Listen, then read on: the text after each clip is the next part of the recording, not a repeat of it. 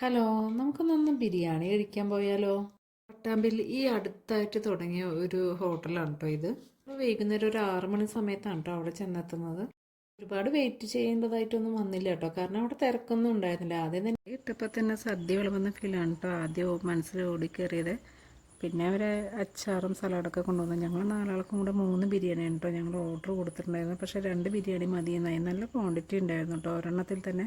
കൂടാതെ ബിരിയാണിയുടെ ഒപ്പം എഗ്ഗും ഉണ്ടായിരുന്നു. ഈ കളറിലുള്ള ബിരിയാണി കിട്ടുന്ന ഒരേ ഒരു സ്പോട്ട് നമ്മുടെ BC തന്നെ ആയിരിക്കും കേട്ടോ. പാലക്കാട് ടൗണിലുള്ളവർക്ക് അറിയാം ഈ കളറിലുള്ള ബിരിയാണിയുടെ പേര് റാവുത്തർ ബിരിയാണി എന്നും കൂടെ അറിയപ്പെടുന്നുണ്ട് കേട്ടോ. ഇതൊരു NMR ബിരിയാണിയുടെ ഒരു ടേസ്റ്റ് ഉണ്ടോ എന്നുള്ളൊരു സംശയം കൂടി ഉണ്ട് കേട്ടോ എനിക്ക്. ചെന്ന് ഇങ്ങനെ തന്നെയാണ്. ഫുഡ് കഴിക്കാൻ വളരെ വീക്കാണ്. അതുകൊണ്ട് അവളോട് പെട്ടെന്ന് കഴിക്കുമെന്ന് പറഞ്ഞപ്പോൾ ഉള്ള ഒരു എക്സ്പ്രഷനാണ് കേട്ടോ അവളുടെ ഫേസിൽ ഇപ്പം തെളിഞ്ഞത്. പാച്ചു ഇങ്ങനെയാണെങ്കിലും സമി ഇങ്ങനെയല്ല കേട്ടോ. അവൾക്ക് സമിക്ക് ചോറ് കഴിക്കാൻ 2 മണിക്കൂർ വേണമെങ്കിലും ബിരിയാണി കഴിക്കാൻ 2 മിനിറ്റ് മതി. പുറത്ത് പോയി കഴിഞ്ഞാലും വീട്ടിലായാലും ഇവർക്ക് തണുത്തതും ജ്യൂസും ഐസ്ക്രീം അങ്ങനെയുള്ള വകയൊന്നും വാങ്ങിച്ചു കൊടുക്കാറില്ല കേട്ടോ. പക്ഷേ ആദ്യമായിട്ടാണ് ഒരു മിൻറ്റ് ലൈം ഇവർക്ക് തണുപ്പില്ലാത്തത് വാങ്ങിച്ചു കൊടുക്കുന്നത്. അതിൻ്റെ ഒരു സന്തോഷം കേട്ടോ ഈ സമീയുടെ മുഖത്തിപ്പോൾ കാണുന്നത്.